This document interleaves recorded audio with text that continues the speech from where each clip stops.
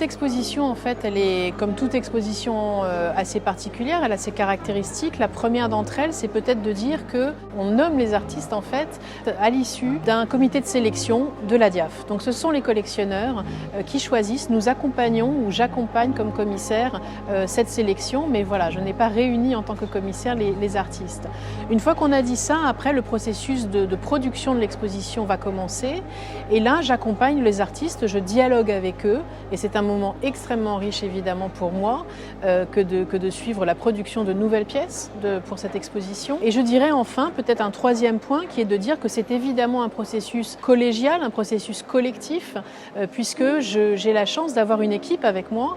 Je ne suis absolument pas seule sur cette aventure-là. Une assistante, une chargée de production qui va être un maillage, un rouage essentiel, en fait, dans le lien aux artistes. Et puis une scénographe, notamment aussi, qui va évidemment mettre dans l'espace, rendre possible, je dirais littéralement, les propositions plastiques des 4 artistes. Comme commissaire de l'exposition, ce qui m'a intéressée, c'est de réaliser que malgré le fait que les artistes sont extraordinairement différents cette année, la question des récits historiques, la question justement de la relecture de l'histoire verticale, pour lui préférer une histoire plus juste, plus équitable, une histoire féministe aussi, bien sûr, avec Julia Andreani, réunie Julia Andreani et Ivan Argot. Donc il y a quelque chose là dans la thématique qui me semble extrêmement intéressante.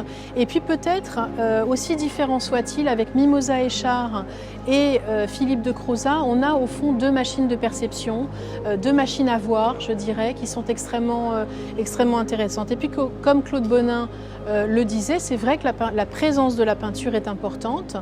En tant que médium, c'est important de le rappeler. Et ça en fait une édition de toute façon extrêmement, je crois, extrêmement belle et diverse surtout.